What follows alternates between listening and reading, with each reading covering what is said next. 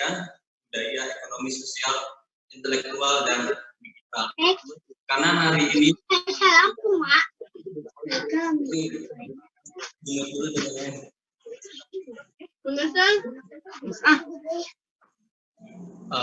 tolong di-mute dulu. Ya, karena pada hari ini pendidikan kita hari ini kan sudah semuanya serba online dan sebagainya. Dan ini memang yang harus disikapi baik secara kita yang sering bergelut di bidang pendidikan maupun yang memang ada andil di bidang pendidikan tersebut. Sisi baiknya, kenapa semuanya sudah digital online semua, jadi membaskat antara yang jauh menjadi dekat, dan itu memang ke depan memang disukai atau enggak, disiapkan atau enggak, itu akan menjadi peradaban baru. Tapi memang terkait COVID ini semuanya seakan mendadak semuanya harus berubah 180 derajat.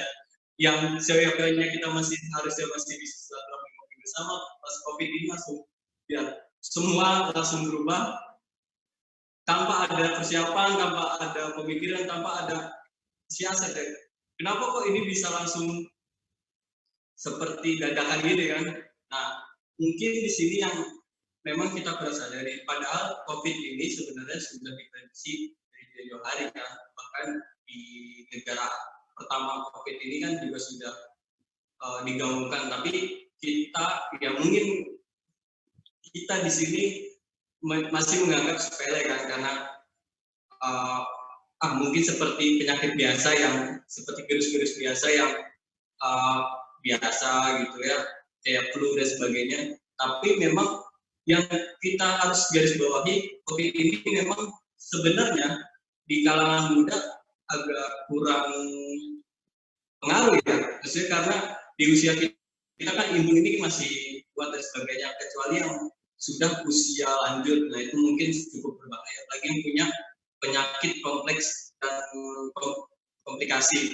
Nah, jadi kan kita range usia dari usia muda sampai tua itu akhirnya kita terpenjara sendiri di rumah, yang ngapa-ngapain, dan seluruh kegiatan harus online dan sebagainya. Bahkan sampai mau beli aja kan kita online juga, mau beli apapun sekarang kan online. Tapi seiring berjalannya waktu, sekarang dari awal Maret ya, Maret itu kan masuk ke Indonesia lah.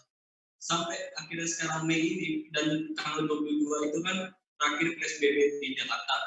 Nah, itu seperti kalau menurut saya pribadi, ini sepertinya akan nanti kita akan berjalan normal setelah mungkin pasca Lebaran ini atau setelah dibukanya PSBB. Tapi baik itu, tapi sekarang pun sebenarnya sudah berjalan normal, dan tapi memang ada kebiasaan yang kita agak ubah, seperti kita pakai masker dan social distancing, seperti hal yang biasa kita pakai hari ini lah. Nah, itu kita berkaca dari itu, mungkin ke depan secara pendidikan budaya, yang saya garis bawahi terkait pendidikan ini, apakah efektif ketika pendidikan ke depan online sampai kan, karena wacana terbaru itu kan online sampai akhir tahun. Wacananya kan sampai akhir tahun ini masih berbasis online. Nah, ini kan yang kadang menjadi masalah ketika sinyal dan sebagainya yang ini yang kadang merepotkan, padahal sangat memudahkan. Mungkin kalau kesiapan dari provider dan sebagainya ini sudah memadai, mungkin tapi ketika semuanya online, dari kantor, dari sekolah, dari semuanya oleh semua berbarengan di satu wilayah itu semua, nah ini kan menjadi masalah ketika kita lagi urgensi ataupun lagi sekolah atau kuliah, ketika online semua berbarengan, belum lagi servernya down dan sebagainya yang belum dipersiapkan, ini yang harusnya menjadi unggulan malah menjadi masalah. Ini yang harusnya kita sikapi dan mungkin kalau bisa di diskusi hari ini kita akan memberikan rekomendasi terkait pendidikan ataupun budaya sosial ekonomi yang hari ini cukup bergoyang karena COVID ini, semuanya dari semua yang berkaitan itu memang yang sangat terserang ya, jadi tersandra karena COVID ini. Dan sangat, nah kebudayaan ini hari ini kan akhirnya kebudayaan ini kan agak bergeser dari yang kita kalau ketemu orang lain salaman, sekarang kan enggak, sudah ya ini ada perubahan yang memang hari ini terjadi dari keluar Saliman dan ya ketemu guru juga kan kita kebiasaan kita seperti itu, tapi kan hari ini nggak bisa, kita harus pakai masker, harus hand sanitizer kemana-mana, Saliman nggak bisa ketemu teman juga, kita sekarang udah nggak seiring kayak anak muda lah. Jadi menjaga jarak dan itu kan kadang agak merepotkan, lagi yang naik motor apa yang peraturan harus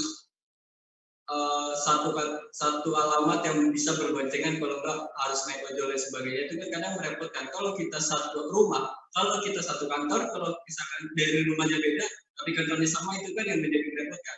Jadi semuanya itu nanti setelah setelah PSBB ini selesai dan kembali new normal, karena wacana terakhir itu kan termasuk BUMN kan pada lebaran ini semuanya bakal menjadi masuk kembali seperti sedia kala kan. Itu yang memang sangat kita khawatirkan. Jadi banyak berimbas dan banyak hal-hal baru yang ya kita siap nggak siap, kita mau nggak mau, kita suka nggak suka, ya kita jalanin. Jadi seakan kita dipaksa untuk mengikuti yang ada gitu kan. Nah, oke, mungkin itu dulu dari saya. Nanti bisa kita sambil sharing diskusi. Bisa dilanjutkan atau Ketum Faris atau Ketum Halimah yang mau masuk bulan. Monggo.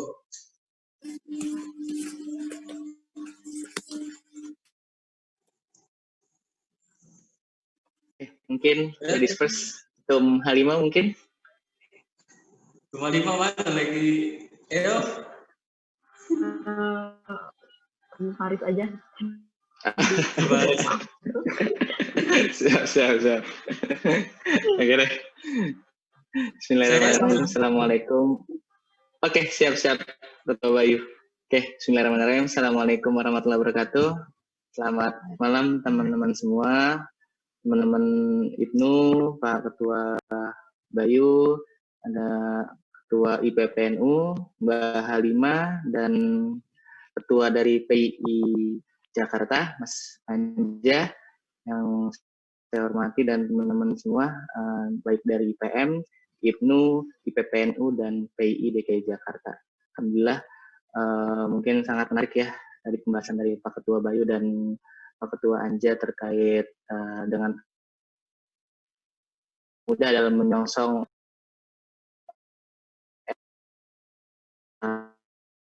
memang alhamdulillah kolaborasi pelajar Jakarta terlaksananya awal dari kolaborasi kita. Semoga dari awal ini kita bisa berkolaborasi lebih baik lagi. Nah, masuk ke tema nih terkait kondisi sekarang, teman-teman, yang memang kita sudah tahu dari mulai akhir Maret ya kalau nggak salah, aktivitas normal kita terenggut lah. Yang dulu tuh kita masih bisa bebas dalam melaksanakan kegiatan, akhirnya kita bisa dibilang serba terbatas di kondisi sekarang, apalagi ditambah telah diterapkannya PSBB dari pemerintah.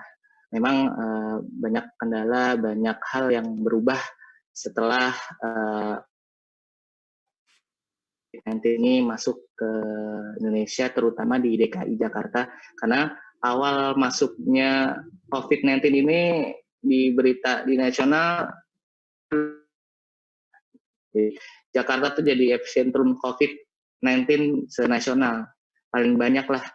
Dan yang mulai duluan PSBB DKI Jakarta. Jadi setelah PSBB DKI barulah daerah-daerah lain mengikuti aturan PSBB itu. Itu sedikit refleksi sih ini alami sekarang. Banyak aktivitas yang berubah seperti pendidikan, belajar, mengajar yang tadi sempat disinggung sama Ketua Bayu, yang kita sekarang serba online, yang akhirnya terutama kegiatan utama kita sebagai pelajar yang yaitu sekolah atau mungkin jenjang mahasiswa yang tadinya kita datang ke sekolah atau datang ke kampus, kita akhirnya belajar di rumah atau home learning. Ya, jadi tidak beraktivitas di sekolah. Yang akhirnya banyak kekurangan dan kelebihan terkait home learning tersebut. Mulai lagi dari kegiatan sosial lainnya yang biasa disebutkan oleh Ketua Bayu, yakni kita sering ketemu sama teman-teman semua nih, berbincang-bincang, ketemu bersatu-rahmi, akhirnya kita terbatas hanya bertemu via online seperti ini, via Zoom, bahkan via WhatsApp group. Nah, yang saya soroti sendiri adalah lebih ke aktivitas pendidikan dan sosial, karena itu drastis sekali ya. Kemarin juga teman-teman IPM sempat melakukan diskusi nih, Ketua Bayu dan teman-teman semua, bahwa ada riset kecil-kecilan, nih pelajar gimana sih sudah melaksanakan home learning, bagaimana kondisinya. Nah, kita melakukan riset kecil-kecilan, apakah ada kendala atau tidak, dan ternyata sebagian besar teman-teman pelajar nih merasa jenuh gitu ketika melaksanakan home learning, karena lagi-lagi dibebankan dengan tugas yang banyak gitu kan, PR yang banyak, yang akhirnya mereka bilang lebih baik saya sekolah aja ketimbang di rumah gitu. Oh sama aja, kalau di sekolah malah lebih enak bisa ketemu teman-teman. Seperti. Nah, yang kedua adalah interaksi sosial. Nah, interaksi sosial ini yang jadi sorotan penting karena sebelum PSBB pun teman-teman milenial nih, teman-teman kaum muda sudah kecanduan gadget gitu kan, sudah setiap harinya memang tidak bisa jauh dari gadget. Pasti teman-teman juga merasakan hal itu. Jadi saat bangun tidur dan saat mau tidur pun juga nggak bisa lepas dari gadget. Nah, apalagi nih dalam keadaan social distancing dan physical distancing ini, yang memang kita nggak bisa kemana-mana, dan akhirnya 24 jam mau nggak mau ketemu lagi dengan gadgetnya. Itu mungkin ada sisi negatif untuk teman-teman milenial dan kaum muda ini yang tidak bisa mengontrol waktunya dalam penggunaan gadget tersebut.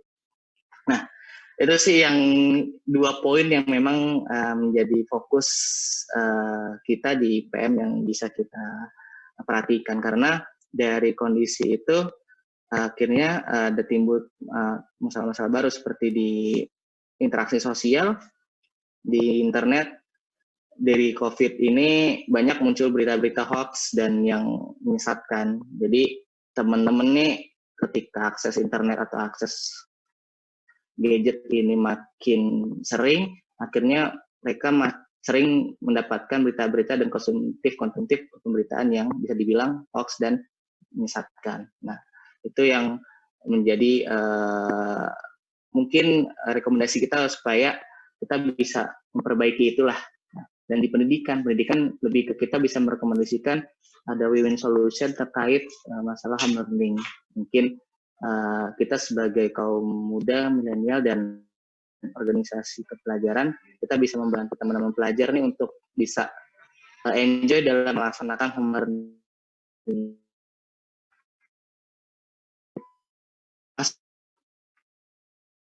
Teman-teman pelajar, mewadahi aspirasi pelajar.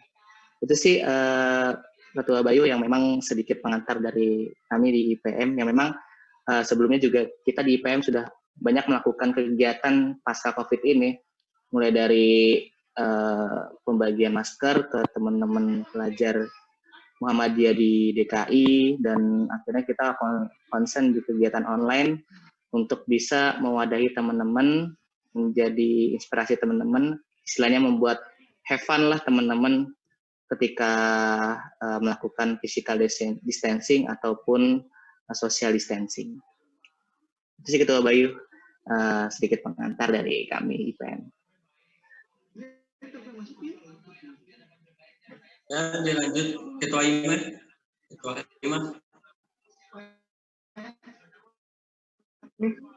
Kedengaran ya?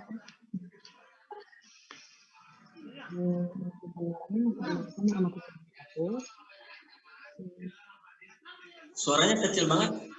Oh, kecil ya? Iya. Nah, tes kedengeran nggak? Kedengeran ya, oke. Sebelumnya makasih yang untuk Ketua Anja dari PII, Ketua Faris dari IPM, Ketua Bayu dari IPNU, dan teman-teman semua yang udah join di grup Zoom dan live di Instagram. Perkenalkan, saya Halimah dari IPPNU DKI Jakarta. Di sini langsung aja kali ya. Kalau misalnya untuk belajar di rumah, mereka ngerasain tuh terlalu banyak tugas, terlalu untuk koneksi Putus-putus internet pun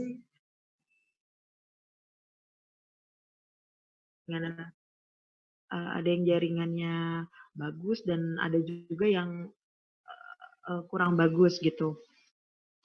Nah, mereka juga mengeluhkan kemarin sempat bincang-bincang juga bareng teman-teman yang IPPNU yang di DKI, itu mereka mengeluhkan setiap hari tuh kayak diberi PR sama gurunya tuh lebih dari 3 sampai 5 mata pelajaran. Terus pun ngejawab soal-soalnya tuh mereka agak kesulitan karena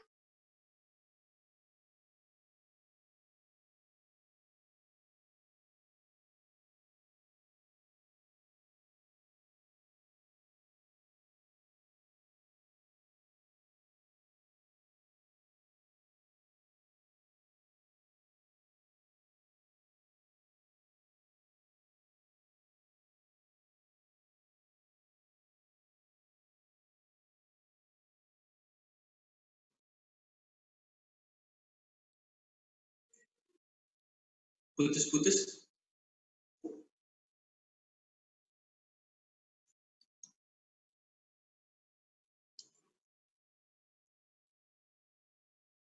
Oh, kendala jaringan.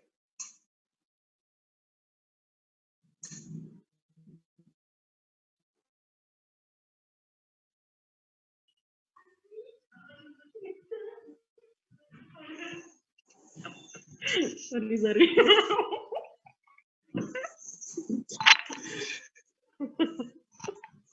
Ya kayak barusan ya, jadinya koneksinya juga kurang stabil, maaf. Terus saya lanjut ya. Terus mereka juga tuh kayak kangen teman-teman sekolah, kangen sama kegiatan-kegiatan di sekolah, ekstrakurikuler, dan terus kayak sampai kangen tuh sama uang jajan. Mungkin karena mereka nggak apa ya, kalau di rumah itu kan jarang ya kalau misalnya untuk dikasih uang jajan sama orang tua gitu. Jadi mereka tuh merasa iya kak kangen nih sama uang jajan gitu. Soalnya di rumah tuh makannya itu lagi, jarang jajan gitu kan. Itu yang mereka keluhkan sih. Terus ya semoga sih dampak dari COVID ini segera berakhir ya, karena kita pun melihatnya pun dan merasakan Tes.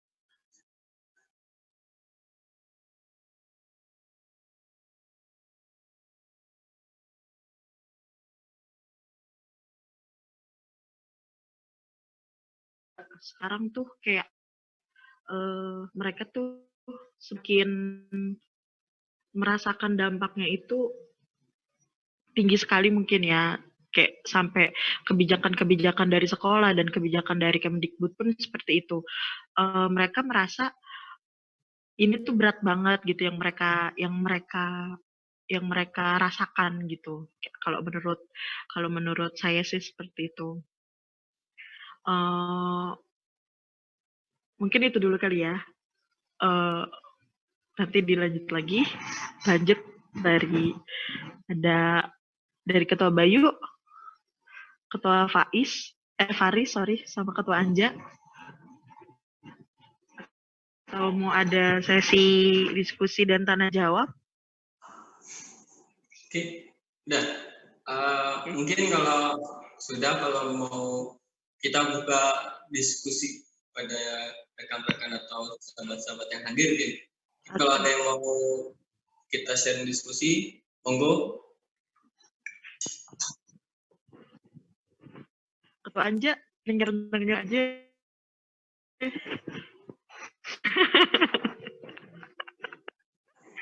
Dong, ayo diskusi. Kira-kira mungkin yang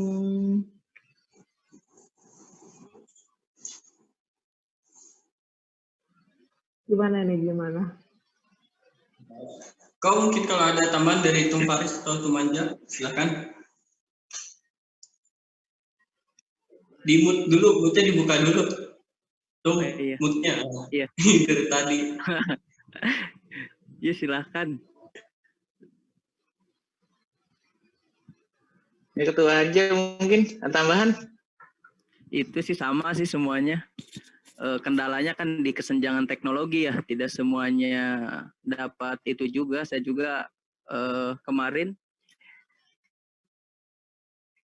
kasusnya lagi kan lingkup PI Jakarta itu ada daerah Purwasuka ya, Karawang, terus di daerah Subang, sama di daerah-daerah pedalaman lah, agak-agak dalam sedikit ya. Sinyal ya seperti tadi, belum lagi kuota, kan jadi masalah-masalah pelajar juga di informasi di kesenjangan teknologi. Dan saya setuju sama Bang Faiz tentang tadi hoax corona itu. Harusnya yang itu kan jadi ketakutan bagi pelajar ya, pemuda. Harusnya ada rekomendasi supaya menjamin informasi akurat terhadap generasi muda soal corona ini, harusnya ada di sisi itu ya Bang Faris ya.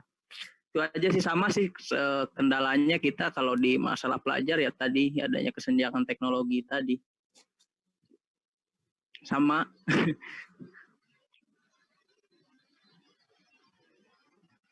Kan Bang Bayu. Bang Faiz. Mungkin mau tambahan sedikit sih informasi buat teman-teman semua. Jadi beberapa waktu lalu sempat baca di sebuah pemberitaan online bahwa COVID-19 ini kemungkinan dari WHO ini statusnya bakal bisa berubah, yang tadinya menjadi pandemi ke endemik. Jadi apa itu endemik? Nah, endemik itu adalah sebuah wabah yang akan bertahan satu wilayah tersebut. Kayak misalkan di Indonesia kayak DBD, terus flu burung, tifus dan lain-lain. Kemungkinan besar menurut WHO itu COVID-19 akan berubah menjadi endemi, wabah yang akan bertahan lama pada suatu wilayah tertentu. Nah, itu akan menjadi referensi kita juga sih untuk istilahnya hal yang kita harus waspadai bersama. Gitu. Walaupun kita berharap jangan sampai berlarut-larutlah musibah ini, kita harap malah habis lebaran udah normal lagi lah. Semua kasus COVID-19 di Indonesia terus di DKI Jakarta sudah menurun dan sudah hilang gitu. Nah, tapi kita pun juga harus bisa menyiapkan hal yang memang istilahnya hal terburuk ketika memang pandemi ini berubah menjadi endemik, wabah yang akan bertahan lama hingga waktu tertentu di wilayah tertentu. Jadi mungkin kita OKP terutama di lingkup DKI Jakarta ini sudah bisa menyiapkan rensa-rensa atau kegiatan-kegiatan untuk mengantisipasi kalau memang jangka waktu musibah ini berlarut-larut atau berkepanjangan. Jadi itu sih untuk informasi saja ke teman-teman. Jadi tetap kita berdoa semoga hal ini nggak berlarut-larut, cepat bisa normal kembali, karena apapun teknologi, canggihan teknologi, kalau kita nggak bisa bersosial, nggak enak juga sih. Kayak harusnya kita ketemu nih teman-teman OKP nih kan, PII, IPNU, IPPN, UIPM, harus kita bisa satu forum, di satu ruangan, kita satu rahmi, diskusi, keilmuan dan lain-lain, terbatas akhirnya. Kita cuma bisa menggunakan wadah online gitu. Karena ada istilahnya makna sendiri ketika kita bertemu langsung dan kita bertemu secara online. Lebih enak ketemu langsung sih bahasanya. Gitu. Terima kasih. Boleh bertanya? Siap, silakan. Ya, terima kasih. Assalamualaikum warahmatullahi wabarakatuh. Eh, terima kasih juga buat Ketua IPNU, Ketua IPM, Ketua PI, dan Ketua IPP yang memberikan ilmunya ya, pengetahuan sedikit tentang kita. Oke, saya mau menindaklanjuti dari yang tadi disampaikan oleh Ketua PI ya, bahwa setelah pandemi ini akan ada budaya yang menjadi keterbiasaan, dimulai dari masker, cuci tangan, ya, dan lain sebagainya. Kalau kita bicara masker, cuci tangan itu adalah kebiasaan yang sifatnya umum. Pertanyaan saya, apa ada kebiasaan setelah pandemi ini khusus untuk para pelajar di Jakarta? Seperti itu. Tum Anja ya, Ketum Anja itu kebiasaan mungkin jadi setelah ada keterbiasaan dari terpelajar itu. Seperti itu, Dom. Terima kasih. Assalamualaikum warahmatullahi wabarakatuh.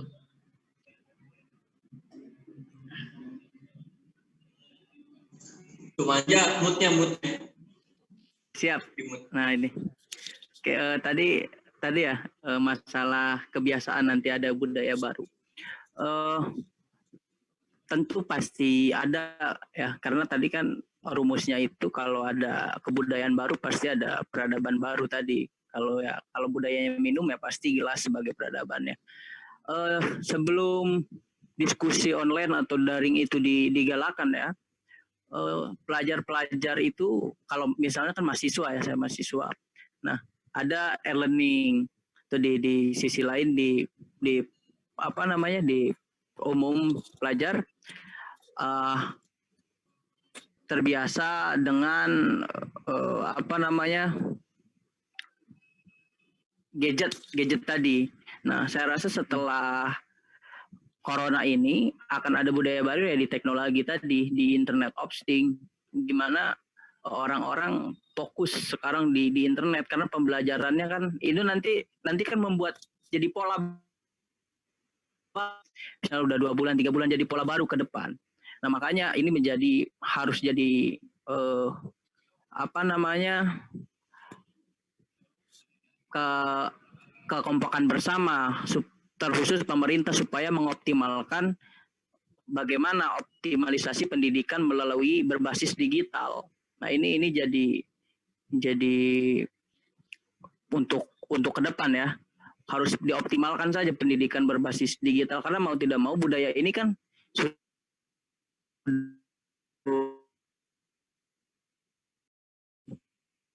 pelajar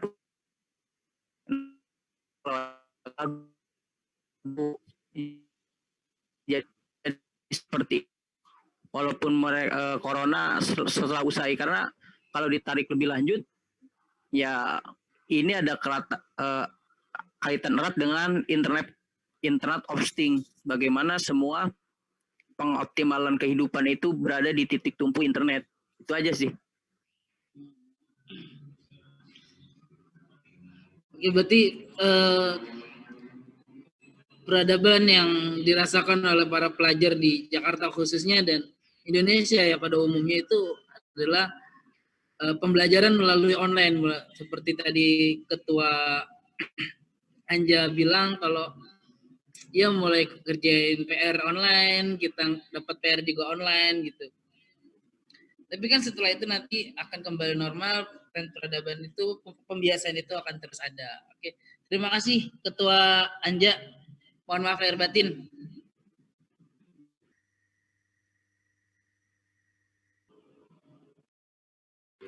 Mungkin dari Ketua IPM bisa menanggapi pertanyaan dari saya, atau Ketua IPNU atau Ketua IPM.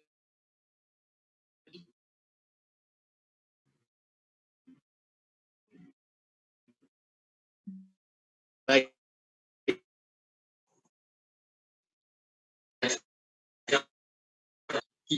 Seperti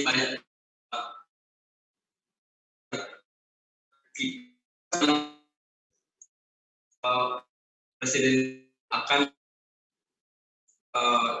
hidup bersama COVID ya, kita harus berdamai hidup bersama COVID. Nah ini kan akan menjadi hal baru yang kita akan alami ke depan. Nah, dan mungkin sebenarnya ketika usia kita masih seperti di bawah 45 tahun itu akan berjalan seperti biasa. Sudah tidak ada perubahan, mungkin ya kalau pakai masker dan cuci tangan itu memang tetap akan menjadi kita pakai lah, dalam artian itu sudah menjadi kebiasaan baru kita. Tapi terkait sekolah kan kita lihat kalau misalpun kita berada sedikit, kalau misalpun sekolah akan masuk normal seperti biasa, karena kan kita sadari atau enggak, satu kelas itu ada 40 anak ya, dimana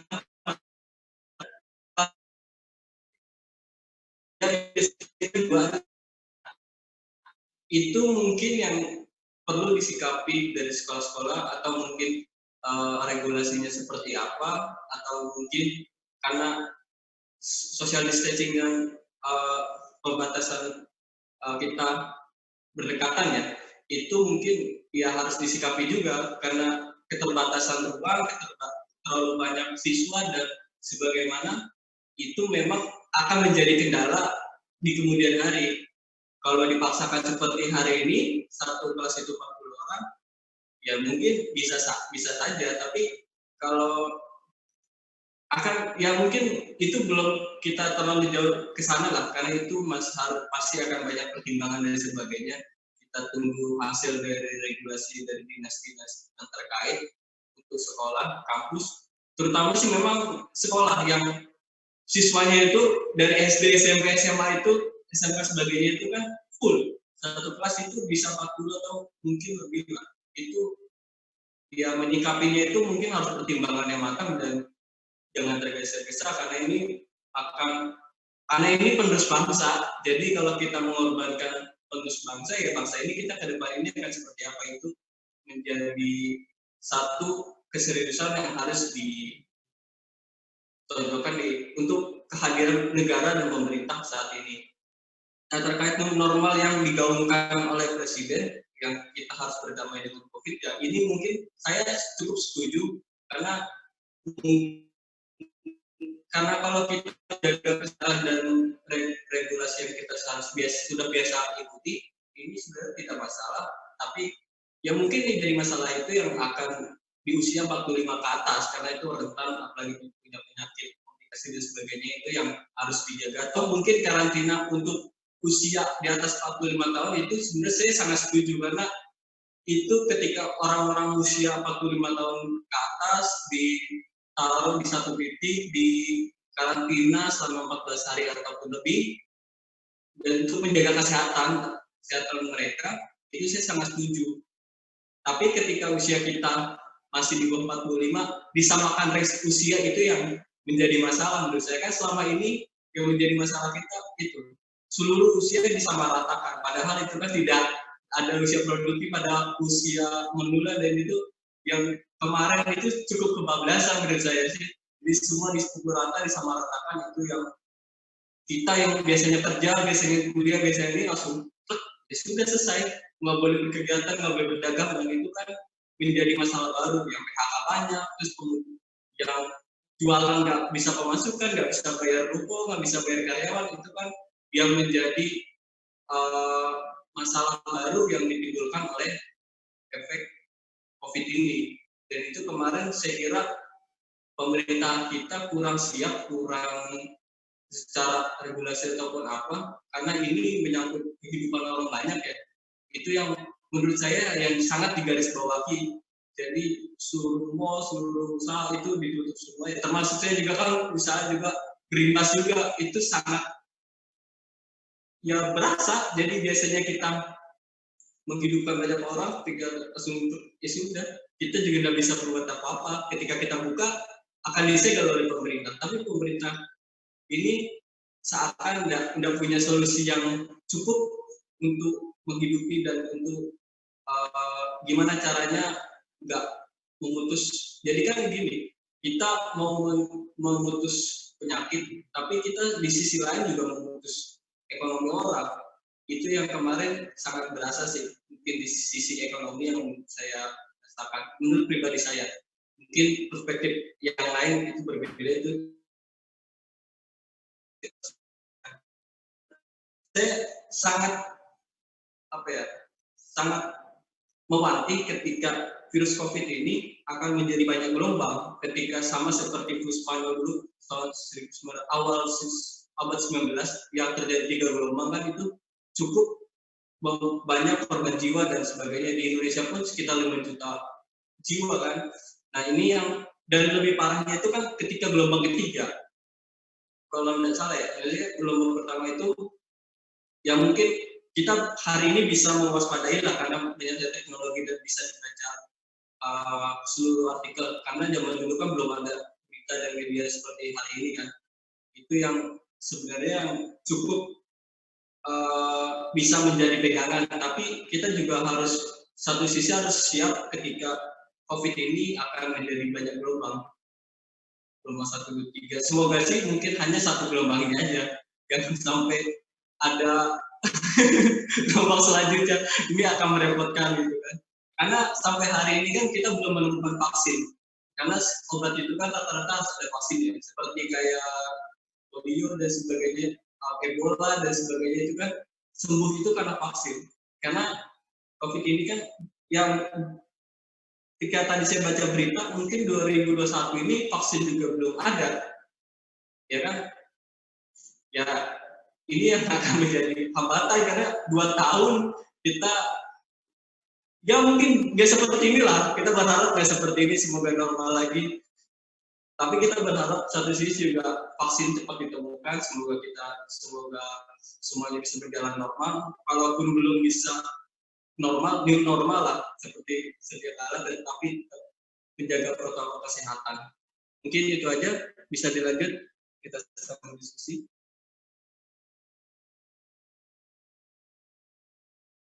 Oke, mungkin menambahin Ketua Bayu, izin. Oke, terkait mungkin bisa dibilang kalau teman-teman pernah mendengar atau membaca istilah new normal ya, hal atau peradaban baru pasca COVID-19. Memang kalau dari segi aspek kesehatan, new normal ini adalah masyarakat nih akan sadar akan pentingnya menjaga kebersihan, mulai dari cuci tangan dengan sesuai protokol WHO, serta menggunakan masker bila memang sedang tidak sehat atau tidak enak badan seperti batuk, pilek, flu, dan lain-lain. Nah, itu dari segi kesehatan. Nah, dan segi lainnya seperti segi sosial untuk pelajar dan kaum muda, mungkin disoroti adalah kalau ada istilah kaum rebahan ya teman-teman ya. Sebelum COVID ini aja kan udah banyak istilah kaum rebahan. Nah, mungkin setelah COVID ini makin banyak lagi kaum rebahan yang muncul gitu. Jadi istilah kaum produktif nih akan menjadi sebuah tantangan baru ketika pasca COVID-19. Istilahnya ketika kita di rumah, kita sudah mendapatkan apapun kita mau, misalkan kita mau makan, kita tinggal pesan via ojek online. Pun kalau kita pengen nonton, kita nggak perlu ke bioskop lagi, sudah ada Netflix dan lain-lain yang memang ada menyediakan hiburan film-film dan lain-lain. Nah, dari segi sosial, dan yang disoroti adalah segi pendidikan. Memang ini mungkin menjadi tantangan ya. Jadi walaupun calon pelajar ini mungkin tidak bersekolah atau tidak menuju sekolah, itu bagaimana caranya kita pelajar dan OKP ini bisa mempertahankan esensi sekolah gitu, karena pelajar dan sekolah ini tidak bisa dipisahkan. Jadi kalau bisa kita tetap membumikan bahwa sekolah adalah pelajar adalah sekolah. Jadi walaupun mereka tidak datang ke tanda kutip sekolah, tapi di rumah pun mereka bersekolah gitu. Istilahnya tetap hal itu kita pertahankan, karena jangan sampai esensi dari pelajar di new normal ini. Jadi kita sebagai OKP atau wadah nih teman-teman nih, IPNU, IPPNU, terus PII, IPM, ini kita bisa mempertahankan esensi dari sekolah dan pelajar itu sendiri. Jadi mumpung kita ada wadah, kita menjadi wadah, kita tampung mereka supaya bisa bareng-bareng menghadapi era baru nanti atau new normal nanti ke arah yang positif. Seperti itu sih.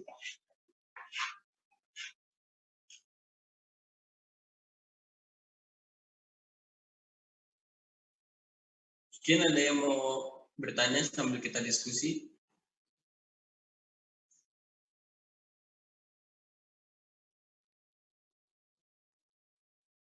Yo, siapa yang mau masuk?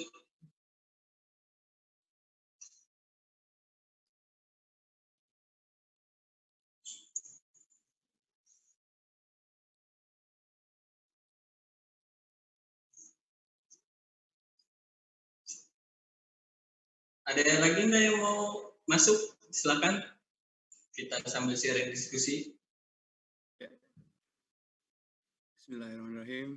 Assalamualaikum warahmatullahi wabarakatuh. Dari S. Aditya IPM Jakarta Selatan.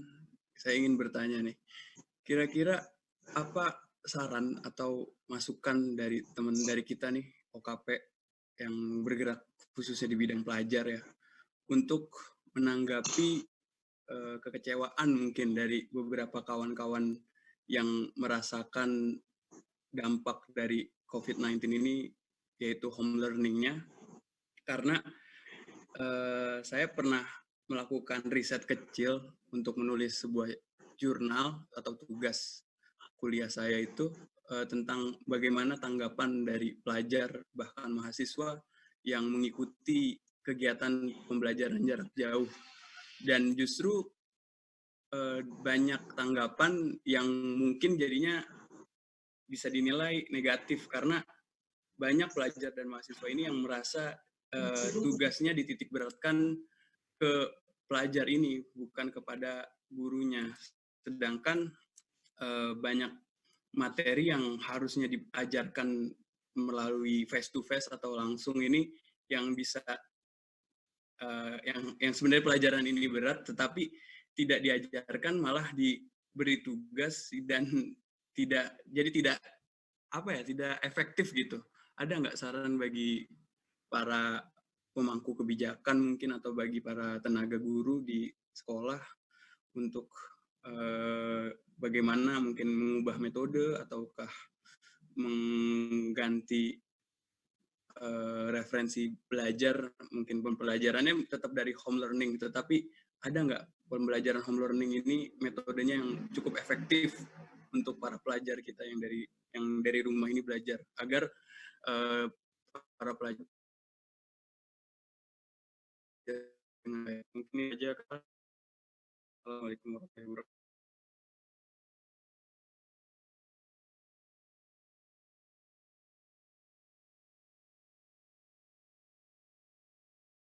Monggo tuh tanggapi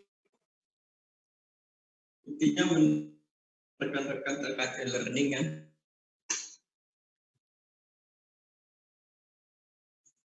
Oke, mungkin sharing. Oke, sharing dengan kawan Brigade Pelajar Islam Indonesia itu buat Satgas COVID yang kesenjangan teknologi dan kesenjangan ekonomi tadi, dibuat Google Form itu untuk diisi ke pelajar. Semua isinya negatif, udah males lah isinya. Udah males bener. Pertama ya terlalu dititik beratkan, membosankan lah. Nah, pengalaman saya pribadi pun sama, di bangku kuliah kan ada e-learning itu sudah bosan. Biasanya ngampus ya tinggal duduk, dengerin, nulis. Kalau ini dibeban, dikasih tugas. Nah, saya rasa di metode pengajaran mungkin ya lebih tidak menitik beratkan ke siswa terlalu inilah. Jadi tidak mengesampingkan kurikulum yang sudah disajikan begitu. Nah di metode dan pelajar pun saya rasa yang di rumah kan itu kan bosan sekali kan, sampai banyak yang curhat itu kan di Google Form itu ketika ditanya bagaimana efektif tidak apa namanya kendala sinyal lah, di kuota lah semuanya. Nah, belum lagi nggak tahu dicek atau tidak itu sama gurunya karena terlampau banyak juga. Takutnya hanya sekedar formalitas. Begitu ya. Nah, ini kan jadi unik juga. Mungkin di metode bisa diperbaiki bagaimana bagaimana si guru ini ya jangan terlampau mentitik beratkan lah ke siswa-siswa di tengah pandemi itu ya. Karena kan sekolah itu setidaknya membebaskan gitu, tidak terlampau mengekang tanpa mengurangi nilai-nilai kurikulum. Nah kalau dari kami sendiri kemarin rencana itu ada itu turun ke pelajar-pelajar, jadi aktivis ini masih dirancang Satgas Poskonya se-Indonesia oleh Brigade ya, itu turun ke lapangan, jadi datang door to door ke rumah-rumah, paling ngajar SMP kalau tidak SD, jadi kerjasama dengan pihak sekolah begitu. Nah, saya pun di rumah paling ya bisa bantu ya kawan-kawan SD yang notabene misalnya ngerjain PR, matematika atau apa kan sulit. Karena di Instagram itu ada yang viral yang lagi UAS pakai internet itu yang ngerjain UAS matematika tapi pakai kalkulator cepat. Itu kan jadi ini juga saya rasa. Jadi itu di metode sekian.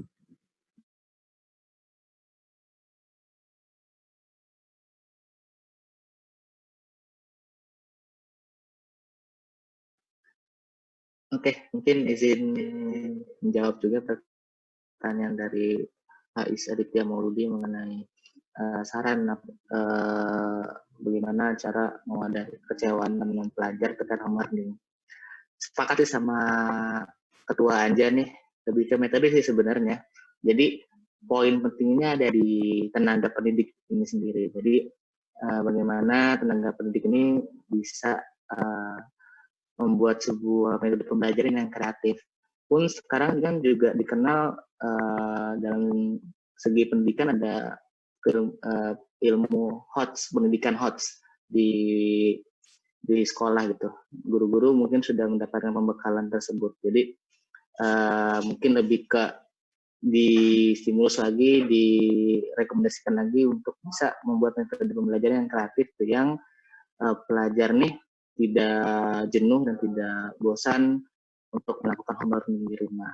Walaupun memang kita juga tidak bisa langsung untuk menitik beratkan tenaga pendidik atau guru, karena memang mungkin ketika di rumah pun guru-guru ini juga mungkin terbebani. Istilahnya ketika hal normal mereka pergi ke sekolah, guru akan fokus untuk mengajar, tapi ketika di rumah fokusnya mungkin bisa terpecah belah. Ketika dia sedang melakukan pembelajaran online, dia juga harus melakukan kegiatan di rumah, seperti kalau mungkin tenaga pendidik ini perempuan atau sudah berkeluarga sendiri ibu, peran ibu pun juga harus ada ketika waktunya bersamaan.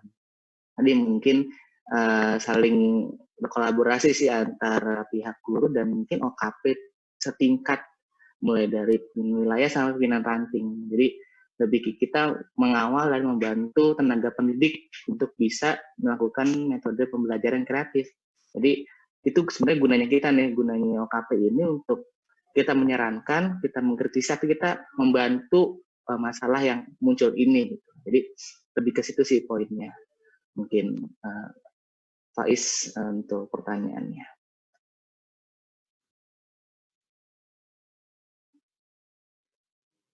Saya sedikit menanggapi.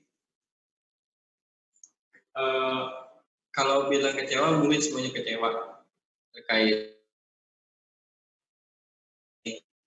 dan disadari atau enggak, karena memang pendidikan kita hari ini masih terpaku satu titik, tapi belum dua sisi, gitu kan. Jadi masih fokus antara guru mengajarkan tanpa membimbing, gitu kan. Yang menjadi masalah, memang masalah metode. Tapi coba kita mungkin setelah ini bisa merekomendasikan pada guru-guru ataupun dinas terkait agar pendidikan ini dibuat seperti dua sisi. Jadi nggak cuma satu sisi, karena kan hari ini kan guru udah ngasih tugas tanpa menjelaskan gitu kan. Yang dapat kan orang tua atau kakak atau keluarga yang harusnya punya kegiatan lain malah terbebani ya mengajarkan ini dulu.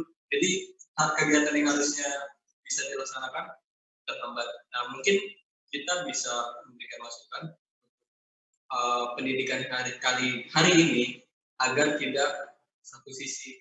Jadi bukan cuma hanya dari guru, tapi siswa pun bisa menjadi guru dalam artian bisa mengajarkan pada rekan-rekan semuanya atau teman-teman. Ya.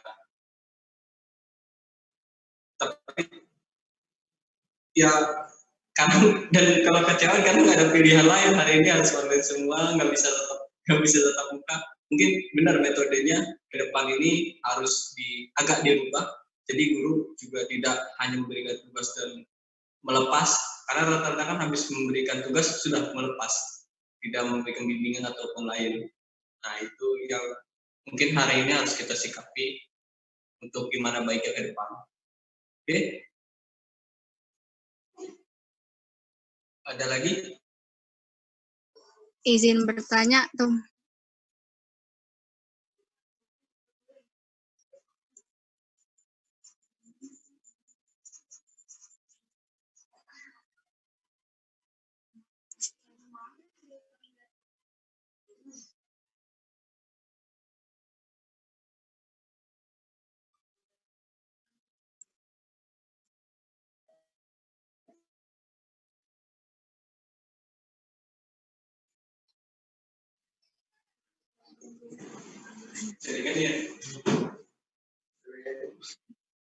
Izin bertanya tuh Mbak Bayu.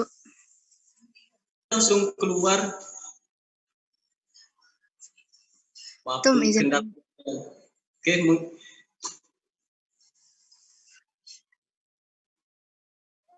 izin Mas. Siap. Nah, ini lebih pertama itu lebih pengen tahu, bisa dibilang kan tadi udah dibilang ya, buat kayak makin bertambahnya kaum rebahan istilahnya, kaum rebahan dari pelajar itu sendiri. Jadi semakin banyak orang yang rasain, nikmatnya jadi kaum rebahan itu seperti apa gitu kan. Jadi pengen tahu langkah apa sih dari pimpinan organisasi ini tuh, seperti PM, PI maupun IPPNU untuk memperbaiki salah satu dampak ini seperti psikis dari pelajar-pelajar itu sendiri yang bisa dibilang kan lebih banyak menggunakan teknologi gitu kan, lebih sendiri, istilahnya lebih menyendiri di rumah gitu kan, tidak bergaul lagi dengan orang-orang di luar sana, tidak tatap muka, itu psikisnya pasti agak sedikit terganggu. Apakah ada langkah dari pimpinan-pimpinan ini sendiri untuk pelajar? Dan satu lagi, lebih menanggapi dari pertanyaan tadi Faiz ya, lebih bukan menanggapi, menambahkan aja sih pertanyaannya. Jadi kan itu kan selama pandemi bagaimana caranya? Nah, kalau misalkan kan sekarang ini udah terlanjur basah istilahnya, udah terlanjur basah, memang salah satu dampaknya ya para pelajar menjadi lebih tidak terlalu memahami apa sih materi-materi itu. Nah, bagaimana, apakah ada tindakan juga setelah pandemi ini untuk memperbaiki pemahaman para pelajar itu sendiri? Apakah dengan membantu tenaga-tenaga pengajar atau yang lainnya seperti itu? Seperti itu, Tom.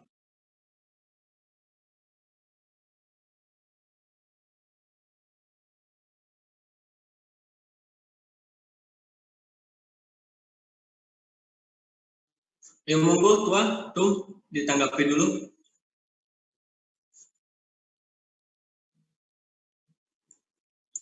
Siapa yang mulai?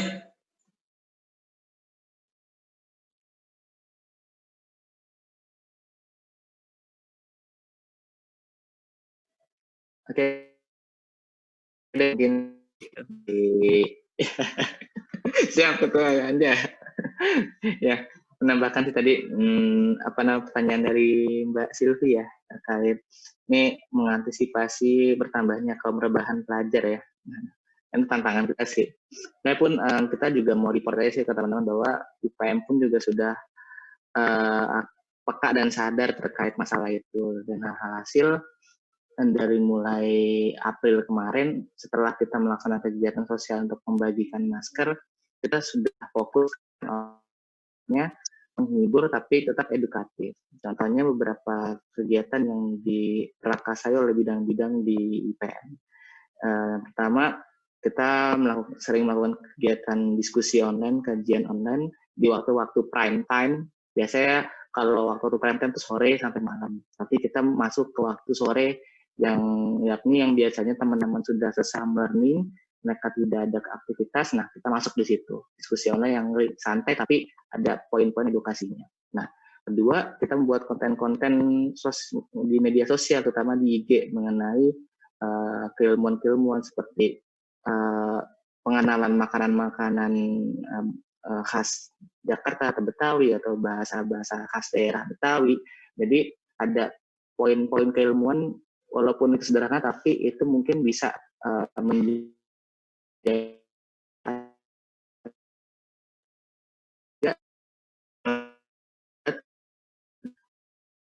yang dipakai bidang kajian dakwah Islam kami juga menggunakan konten keislaman, yakni mengajak teman-teman pelajar untuk kultum online. Nah, itu teknisnya teman-teman silakan untuk kultum divideokan lalu dikirimkan ke kita dan di-share di sosial media. Dan kultum yang paling bagus akan diberikan reward oleh kami. Jadi poin-poin itu yang bisa kita lakukan.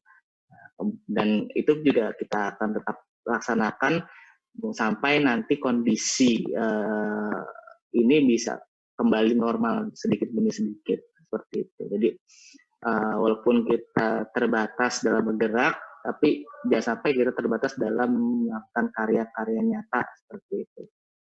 Nah, itu sih untuk Mbak Sylvie terkait bagaimana caranya kita menanggulangi kaum rebahan ya, pelajar tuh biar nggak banyak yang rebahan lagi lah kayak gitu. Dan banyak ya betul, ada korban lagi.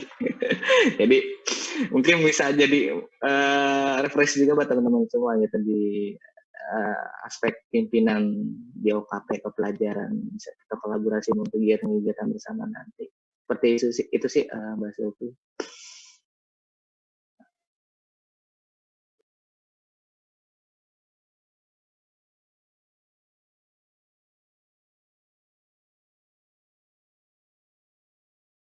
Monggo tuh Manja, tadi mau bicara.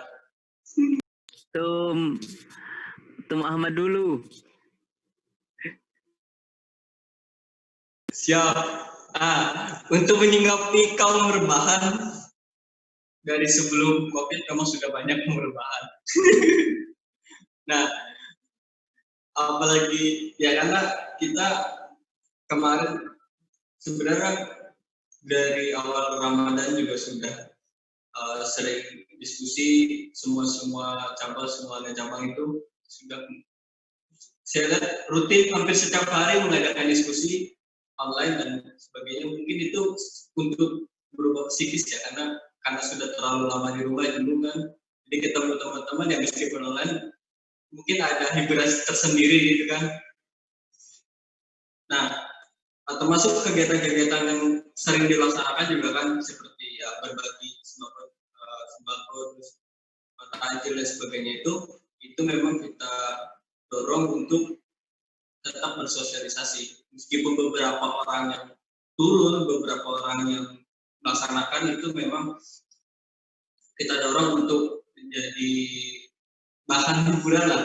Kita kan ya minimal kita udah bisa memberikan apa hari ini, yang minimal itu jadi bahan hiburan dan bahan sosialisasi, ketemu rekan-rekan dan teman-teman semua saling berbagi. Itu kan satu hal kegiatan yang akan merubah psikis, karena sebulan lebih ya, bahkan ada yang hampir 2 bulan kan nggak ngapa-ngapain di rumah, cuma rebahan, nonton TV, main HP, nonton Netflix, Twitter, Instagram, ya itu memang membosankan banget gitu kan. Ya kadang kan kita juga, ya kemarin saja saya juga sebulan lebih di rumah aja, itu memang cukup ya pegel juga kan.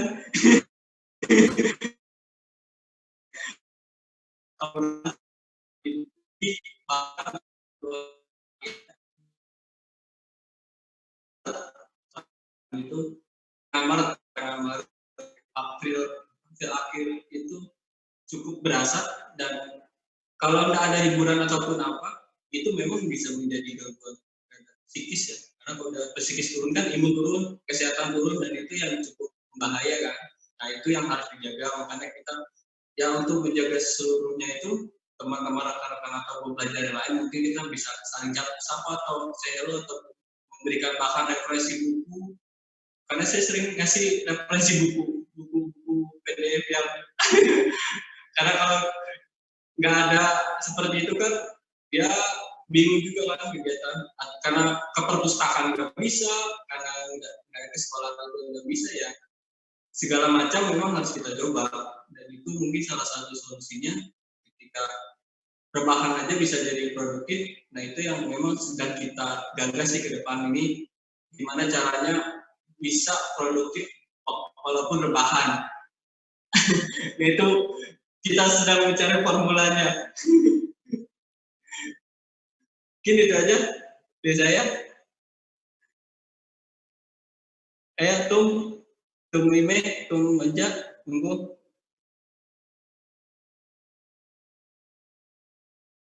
Tum Imeh dulu aja, Tum Imeh. Hari ini baru join tadi. Nah, tadi koneksi kurang stabil. Jadi apa sih ngebahas apa? Suaranya terlalu kecil. Ngebahas kaum rebahan biar produktif kan. Korban kaum rebahan biar psikisnya lebih baik lagi gitu kok. Begitu, oke. Apa ya? Coba ketua aja dulu nih, kayaknya nih lebih banyak apa ya? Lebih banyak. Saya masih baru join lagi, jadi ketua aja dulu, silakan. Iya sudah bisa. Tadi apa psikis ya? Memang betul ini bisa-bisa orang ngobrol sama tembok kayak samping bosen ini ya. Ini semua serba online, coba di TikTok tuh bisa lihat kawan-kawan di yang tawuran sarung online, apapun semua serba online itu. Ini memang supaya ngisi rebahan biar agak produktif gitu, psikis dijaga juga. Ini kan kemarin itu social distancing ya. Kalau padahal makna yang tepat itu fisik aja yang dijaga, bukan sosial. Walaupun fisik dijaga, sosial harus tetap berjalan. Karena kan manusia itu hakikatnya bersosial.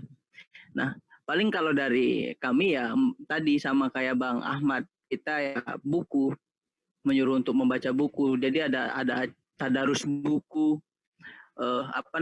membedah buku, agenda-agenda seperti itu. Dan kita pun sebenarnya terframing dengan istilah kaum rebahan itu sendiri kalau aktivis ya. Aktivis itu kan labelnya digerak. Nah, kita nggak bisa gerak nih di tengah-tengah demikian ini. Jadi harusnya di tengah kaum rebahan ya kita aktivis ada kesadaran untuk bergerak lah minimal ya, kayak tadi Tum Pais dan kawan-kawan semua bagi-bagi masker. Nah, langkah produktif ya minimal baca buku, menulis supaya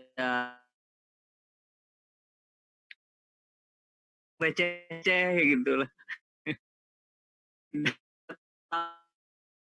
1 bulan, 2 bulan. Sekarang kan sudah memasuki bulan semua di corona itu, kita terkurung di dalam rumah dengan pandangan ya ruang tamu, ruang tengah, balik lagi kamar mandi ya.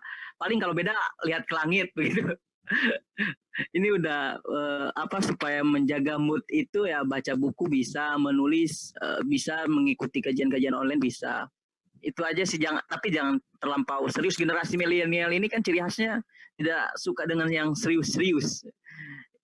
Yang penting memiliki bobot keilmuan gitu di ringan tapi ada sisi ilmu yang bisa diambil. Itu saja.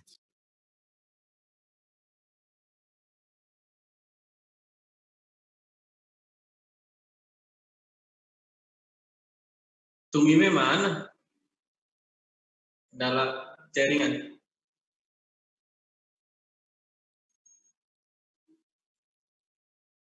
Kita lanjut ke mungkin ada yang kita diskusikan lagi. Yuk, monggo rekan-rekan semua sahabat-sahabat.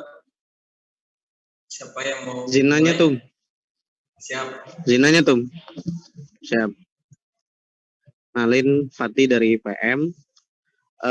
Sebenarnya gini teman-teman semua, ketum-ketum yang saya hormati, sebenarnya bahwa kalau kita bicara tentang pandemi corona ini, masalahnya udah numpuk banget.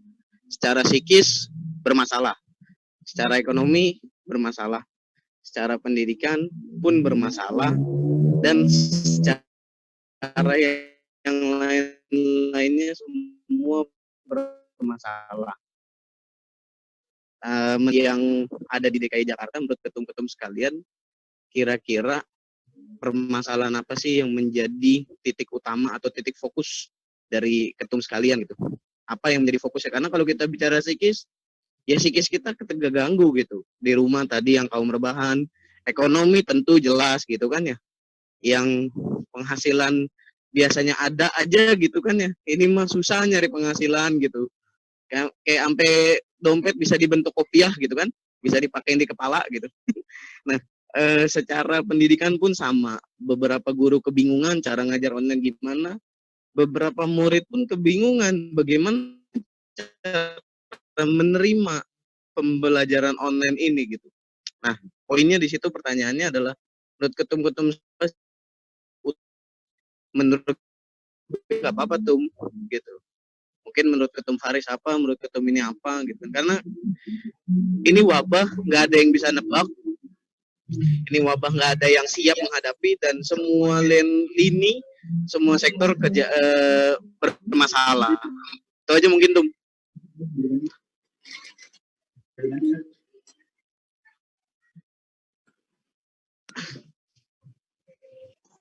Monggo siapa dulu yang mau menanggapi? Apa lagi tadi dia nanya apa sih? Keren-keren. Monggo. Prioritas problem dalam COVID-19 ini Ya. di masing-masing OKP atau mungkin pandangannya gimana gitu. Prioritas utama karena semuanya udah bermasalah.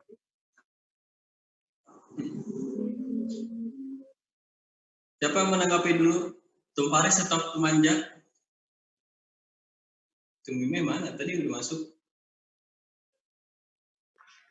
Tum Manja mungkin. Iya. Permasalahan inti ya, mau lebih mengerucut ke arah mana. Jadi biasanya kan begini, ini di tengah wabah corona ini saya ingat pepatah ini, batas antara kestabilan dan kekacauan adalah logistik. Ya.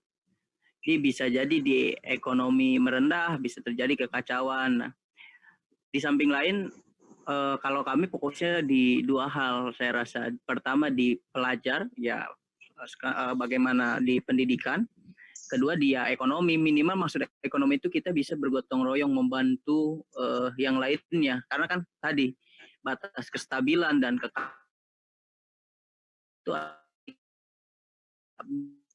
galang dana untuk membagikan makanan kepada yang membutuhkan, itu hal-hal yang sederhana ya. Itu saja di ekonomi dan pendidikan, kalau kami pribadi untuk dikerucutkan. Karena kan masyarakat itu sebenarnya suka yang real aja di tengah-tengah yang ini. Yang real itu maksudnya ya sembako yang jelas-jelas aja gitu, yang bisa terasa gitu. Itu saja sih di dua hal saya rasa di ekonomi dan pendidikan. Pendidikan buat pelajar ya, terutama kalau kemarin itu ada di gagasan bagus sekali dari ini gagasan pengurus besar ya, menjaring sosialnya ke sekolah. Jadi pedagang sekolah, pembagian, karena kan sekolah libur yang masih berkaitan dengan pendidikan. yang sekolah libur, pedagang sekolah tidak dagang, nah itu bisa dijaring. Begitu kemarin ada gagasan sedemikian rupa. Tapi ya kalau kami fokusnya di dua itu, ekonomi berupa sembako, dan terakhir ya pendidikan tadi. Itu saja Bang Pati dari IPM. Selanjutnya mungkin bisa Bang Faiz, Bang Ahmad, atau Kak Imeh.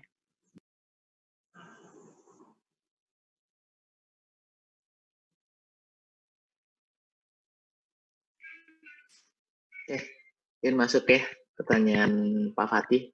Beliau juga teman perseorangan saya ini di IPM DKI sebagai Ketua KDI, Kajian Dakwah Islam. Nah, kalau untuk di IPM sendiri, fokus kita dalam penanganan COVID-19 ini ada dua aspek. Yang pendidikan.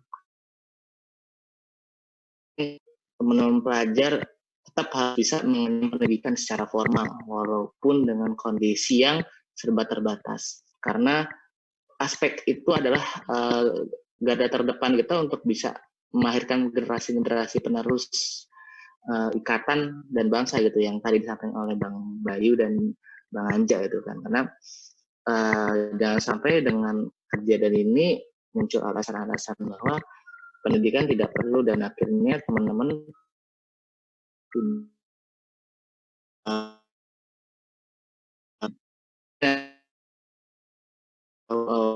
kita sekali lagi PPDB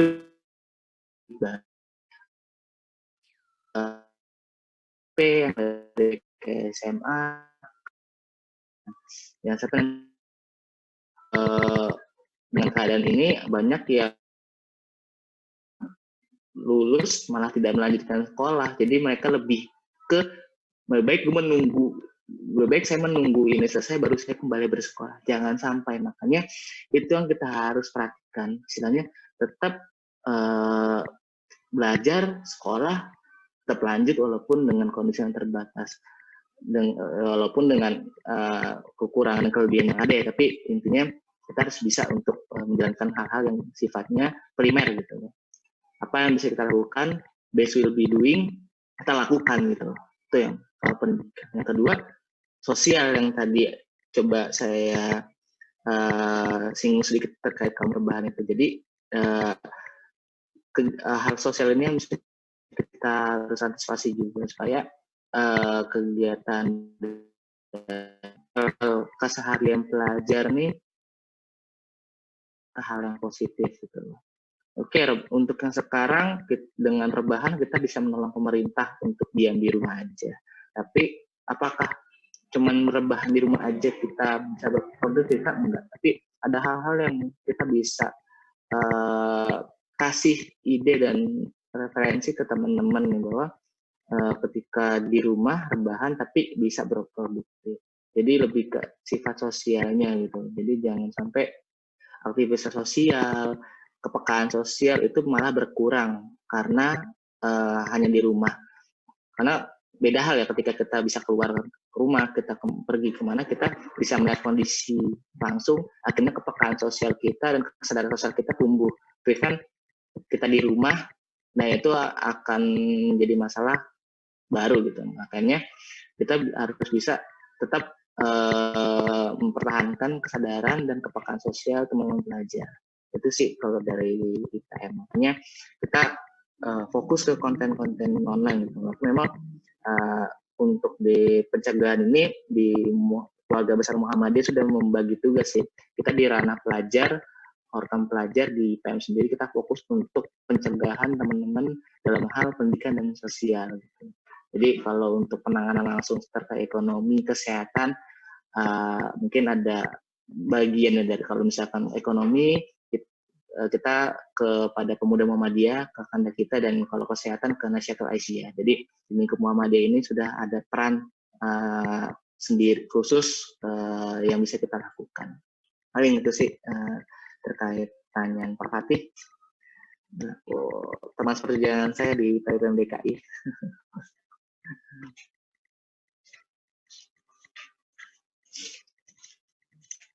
Saya sedikit ya, titik fokus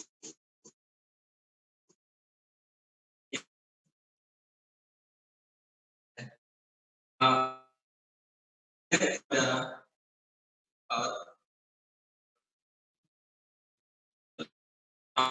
regulasi peraturan pemerintah yang terkadang berubah-ubah, dan dari pusat, dari wilayahnya itu kan kadang berbeda, dan dari kementerian dan sebagainya, itu yang kadang membuat kita itu ragu, dan kadang kan rancu juga kan, ini kita baru ngikutin ini beda lagi, dan itu yang kadang mempersulit kita sendiri sebagai warga masyarakat.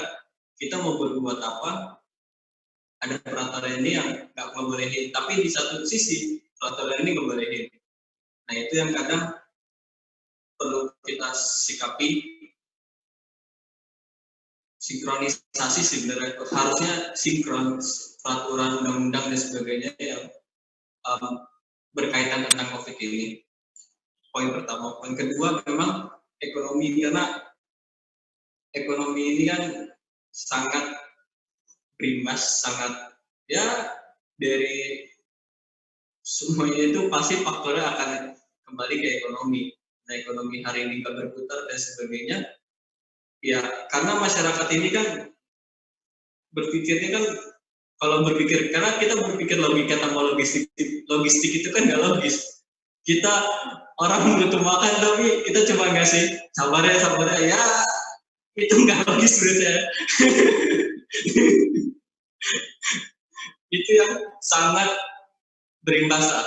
Makanya ya saya berharap sekali peraturan ini dan ke depan kesiapan dari pemerintah maupun stakeholder yang berkaitan bisa sinkron dan tepat sasaran, dan nggak timbang pilih dan nggak berat sebelah lah. Itu yang memang kita harapkan. Nah, ke poin ketiganya, pendidikan. Karena pendidikan ini sangat berasa, baik dari sekolah, dari guru, siswa, orang tua, pedagang yang biasa di sekolah, satpam dan sebagainya, ini kan sangat berasa. Yang biasanya berputar normal dan sebagainya, sekarang semuanya itu ya nggak ada yang bisa dilakukan, nggak ada yang bisa dikerjakan sama sekali, dan itu kan yang bisa menjadi titik jenuh, dan itu bisa merubah pola pikir, pola kehidupan, dan yang hari ini harus kita sikapi karena kita bergerak di bidang pendidikan, bidang pembelajaran, itu yang sangat titik poin yang harusnya kita fokusin. Kok ini nilai ya?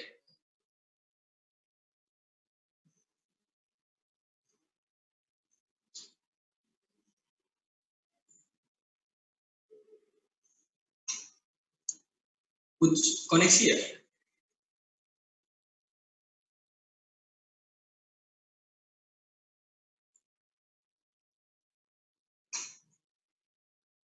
Ini koneksinya putus ya? Koneksi Ketua Bayu enggak sih, aman? Aman. Kok tapi di sini putar aja. Oke, mungkin itu aja. Tahu ada mau ditambahin lagi? Kita sambil berjalan.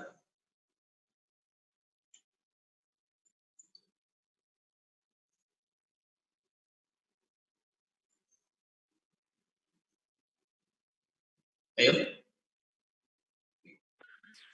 Mungkin tadi putus-putus guys suaranya. Aman, Ketua Bayu aman. Terdengar kok jelas.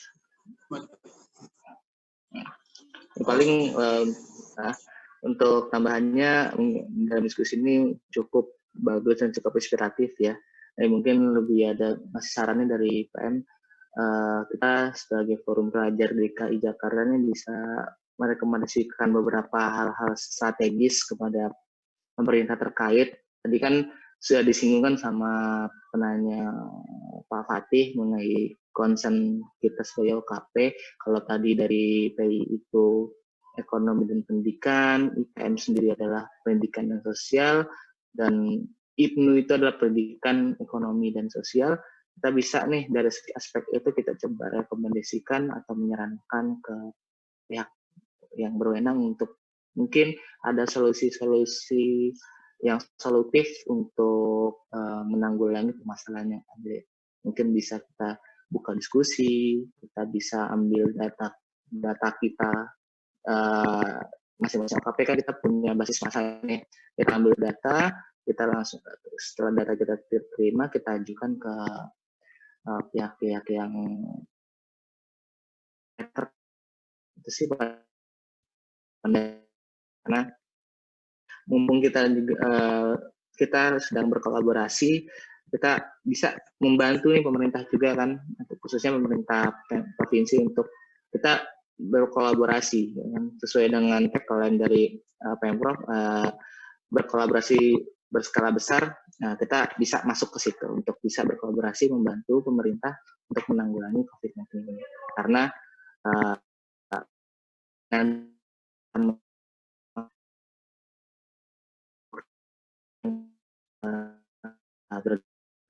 itu sih rekomendasi yang bisa disarankan dan dimasukkan dan mungkin bisa dilaksanakan. Dan terima kasih sekali kepada mungkin khususnya teman-teman Ibnu yang sudah mencanangkan diskusi ini ya.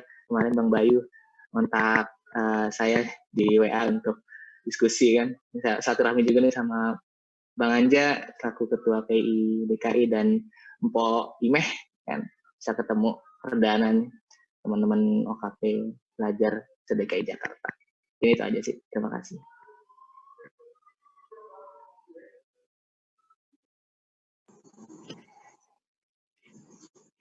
Ya, siapa? Poime masuk atau temannya dulu?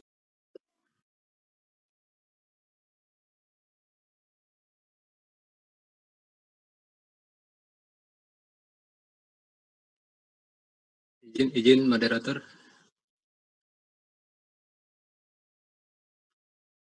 Ya, siap Mas. Gugun.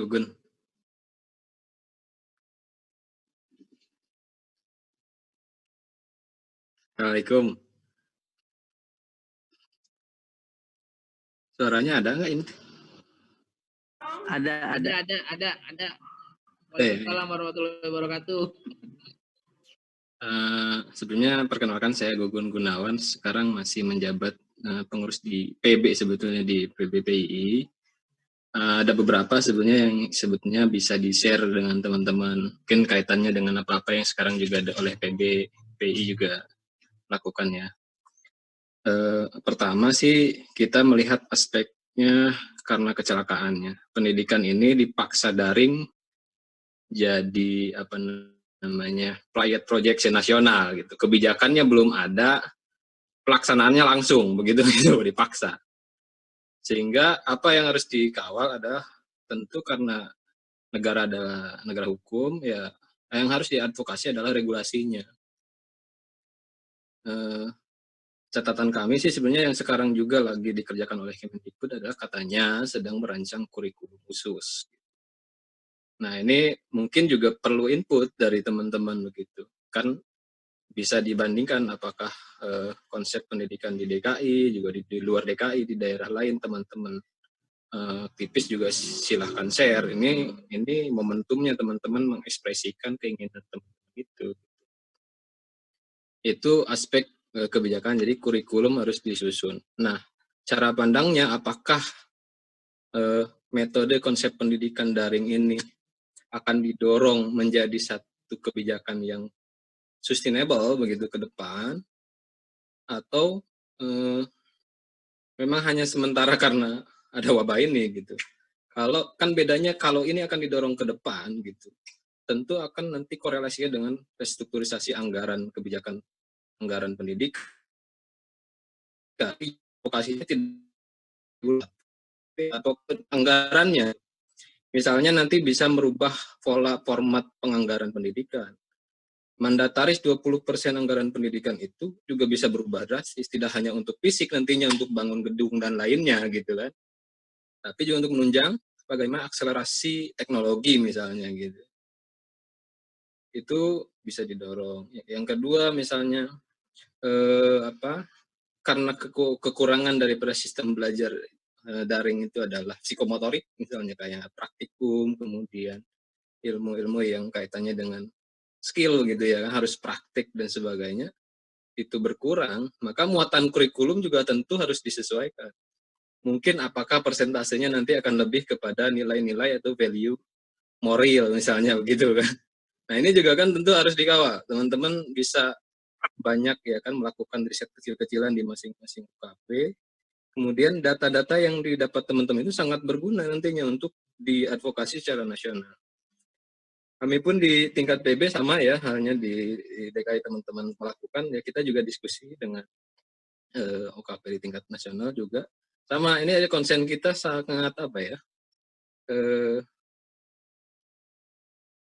satu sisi kita lihat ini jadi kesempatan untuk akselerasi gitu kan, pemerataan pendidikan.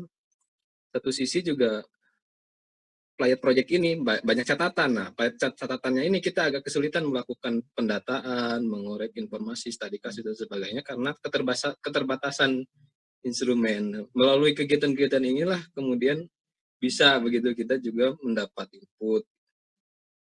Mungkin satu catatan pentingnya yang dalam jangka waktu dekat ya teman-teman bisa perhatikan. Misalnya satu, apakah lulusan-lulusan SMA itu nanti kemungkinan menganggur misalnya karena akseptabilitas di pasar kerja juga berkurang gitu kan.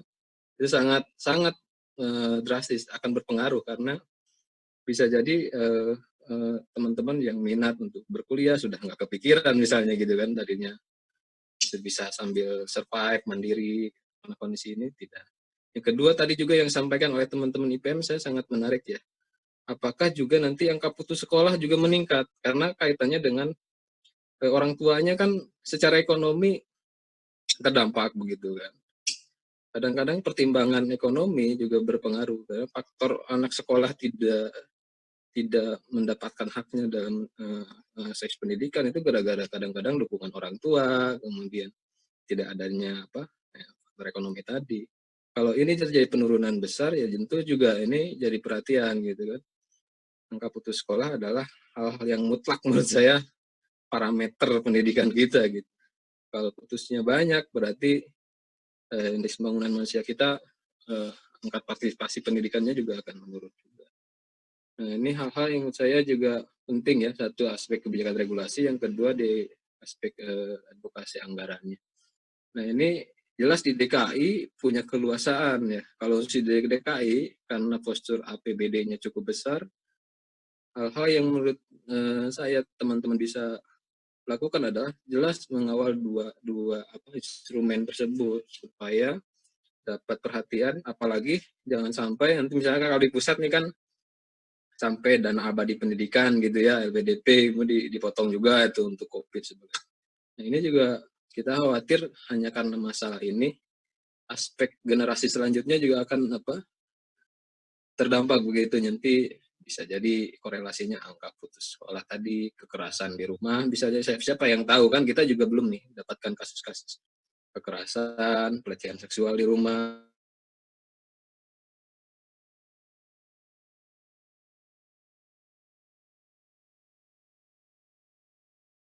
Nah, rebahan terus misalnya gitu ya, jarang olahraga, jarang gerak.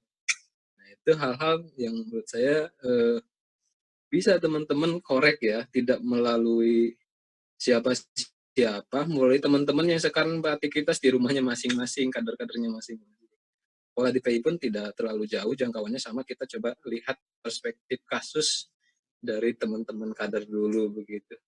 Nah, kalau ini dilakukan ya kan oleh PI, oleh IPM, oleh IPNU, kemudian ternyata ada kesamaan setelah direkap, wah ini bisa jadi barang konkret yang bisa direkomendasikan oleh OKP kepada pemerintah. Mungkin itu sedikit masukan dari saya ya buat teman-teman. Ataupun misalnya ada hal yang perlu didiskusikan, mungkin saya juga sedikit bisa menambahkan di teman-teman. Terima kasih. Assalamualaikum.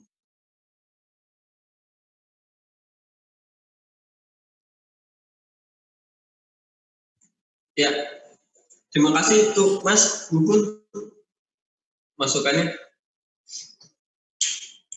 Memang banyak hal yang menjadi perhatian baru.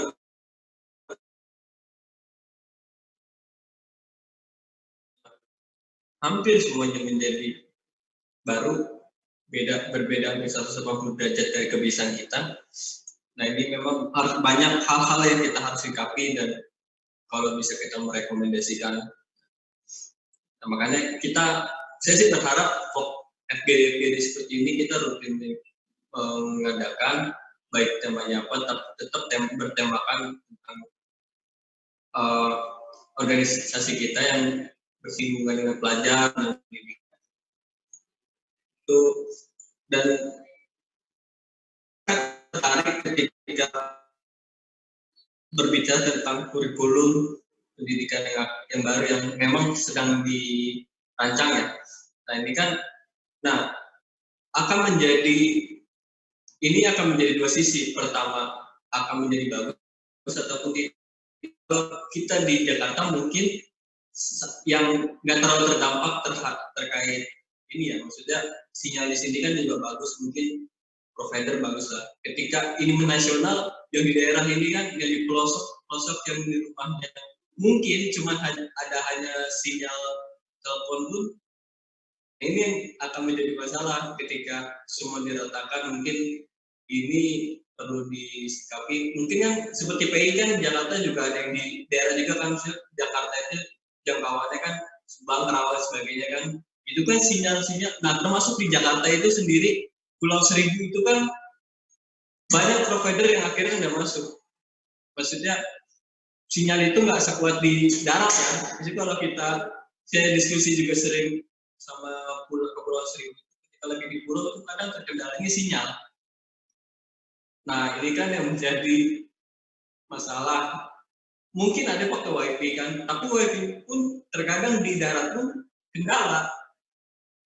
Apalagi kalau rumahnya masuk ke dalam gang dan sebagainya, kadang sinyal itu nggak masuk. Nah itu yang mungkin bisa nanti kita sikapi. Tahu diskusi hari ini mau kita lanjutin atau kita selesaikan dulu biar kita lebih santai? Ayo tuh, mau kita lanjutin atau kita break dulu? Mungkin kalau dari saya sih kita break, tapi ada partnya nih. Jadi ini part 1, nanti kita akan bikin part berikutnya gitu. Jadi kita concern untuk mengawal kebijakan-kebijakan atau saran-saran yang mungkin tadi disampaikan oleh Mas Gugun Gunawan. Jadi betul juga aspek-aspek yang bisa kita kawal, kita harus kawal gitu bersama. Karena berkaitan dengan pandemi ini, kita juga harus bisa turut andil untuk bisa membantu pemerintah, terutama provinsi, untuk bisa menanggulangi COVID-19 ini. Siap. Nah, ini memang akan menjadi diskusi awal kita untuk part selanjutnya. Ya seperti awal pertama saya ucapkan, ini akan berkesinambungan dan terus semoga ini terus continue kan? Karena dengan salah satu cara yang bisa kita lakukan diskusi untuk menuangkan ide, menuangkan pemikiran untuk kemaslahatan, ini yang sangat kita harapkan. Karena perspektif itu, perspektif PI, perspektif PM ataupun berbeda. Dan itu dituangkan dan menjadi rumusan baru yang semoga ke depan ini bisa kita gaungkan dan manfaat untuk yang lain. Oke, mungkin itu Anja mau menambahkan sedikit atau apa?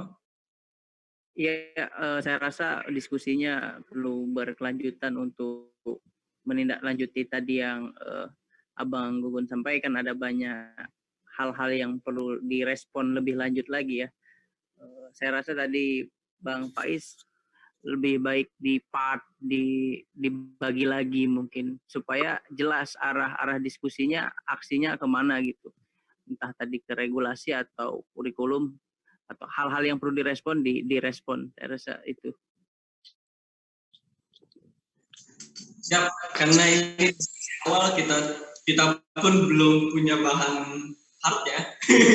Jadi masih yang sekilas kita baca, mungkin pas selanjutnya kita sudah siap dengan materi, bahan, dan gagasan yang mau kita sampaikan. Oke, nanti mungkin boleh saya tutup ya. biar nanti kita diskusi lebih panjang via WhatsApp dulu. Kita selanjutnya mau diskusi tentang apa, kita mau data dan sebagainya. Jadi kita menyajikan hal yang sudah menjadi tuang gagasan, tinggal kita sajikan kepada yang lain. Mungkin ada tambahan atau koreksi, itu menjadi penyemangat kita lah untuk ke depannya. Oke? Siap, betul Bayu. Siap. Mungkin diskusi kita cukup panjang nih, 2 jam. Alhamdulillah. Selanjutnya bisa kita lanjut part selanjutnya. Saya Ahmad Bayu dan mewakili seluruh ketua-ketua yang lain, kurang lebihnya mohon maaf, dan saya berharap ini bisa berkelanjutan. Nanti waktu dan tema akan kita share seperti biasa. Semoga ini menjadi awalan baik dan semoga sinergitas dan soliditas kita untuk pelajar, untuk pendidikan ke depannya menjadi lebih manfaat. Kurang lebihnya mohon maaf. Wallahul muwaffiq ila aqwamit thoriq. Wassalamualaikum warahmatullahi wabarakatuh. Waalaikumsalam warahmatullahi wabarakatuh. Terima kasih sekali lagi kepada Ketua Bayu, kepada keluarga besar PWI DKI Jakarta, kepada Tumanja selaku perwakilan dari PI DKI Jakarta.